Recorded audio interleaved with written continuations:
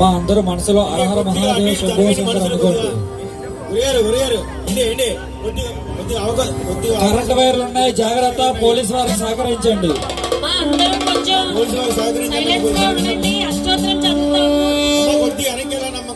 అందరూ కొంచెం సైలెన్స్ గా ఉండాలి.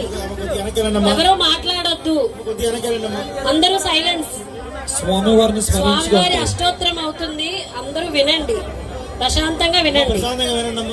ఎవరు గొడవ చేయకండి, పక్క వాళ్ళతో మాట్లాడకండి. మనసులో స్వామివారిని నామం స్మరించండి.